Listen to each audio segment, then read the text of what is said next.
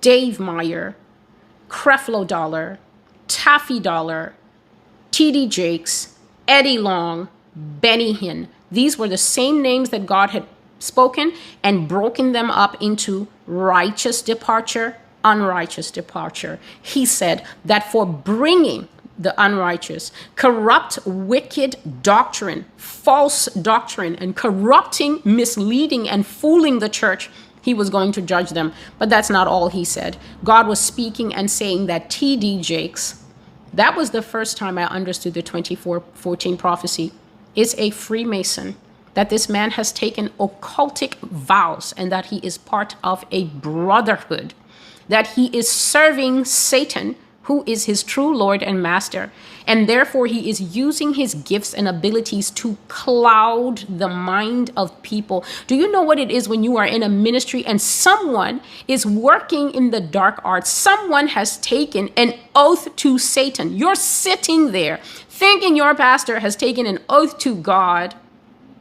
And as God, like God revealed in the African, as the problem in the African churches, you're sitting there and a man has taken an oath to an entity with breast and a tail sitting under the sea on a throne with a crown on her head, the queen of her coast and her little minor deities. Your pastor serves that thing and then stands before you, preaches a word of seduction to you, has taken the souls of the members in covenant and can hand them over at any time to pay his dues under the sea. I don't know much about Freemasonry. I just know that it's a thing that serves the devil, especially at the highest level. And they're a tight brotherhood that is giving out no secrets. So that is, cornucopia is the second indictment, 2019. The third indictment, no more false prophecy.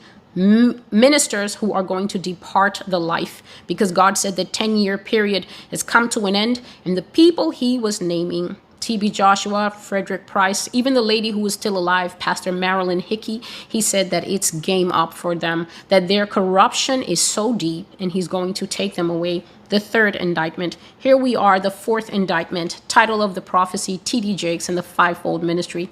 When I woke up today, I heard the Lord said that you will make that video today, the one about T.D. Jakes. That man is going to die in scandal, and I will have no further mercy on him. He is going to die fighting scandals. And God has been saying this for a period of days. I have been hearing it. You have not made the video. Make the video. And so I am making this video today before the sun sets. Because one of the rules of carrying God's prophetic words is that if you keep them too long, they will burn you. They will burn you. You will get no peace until you let them out. Because until a proclamation is made, God cannot judge a person. You're holding on to a judgment word for somebody. God has told you and told you about that girl who is your friend, to give her a warning, and you're standing there. I think she'll get offended. You know, Lord, I'm waiting for the right time. And then a bus hits her.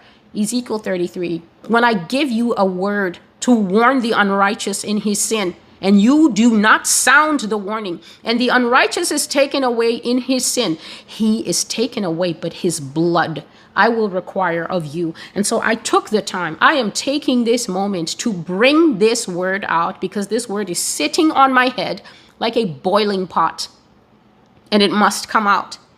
He will die in legal battles, and he will be fighting for the last shreds of his reputation. God says he's going to shame this man. He's just been saying these things, and I've been thinking, Lord, I will make the video. I will expose the details of his sexual infidelity to his wife, his children, and the whole world. He has been grossly unfaithful to me. Gross unfaithfulness of the kind I can no longer forgive. I take my hand off him and I reject him just like Saul. He will go down in a wave of scandals and impropriety that will rock his church to the foundations. He is a pedophile and he is gay. He is homosexual and he is not interested in women.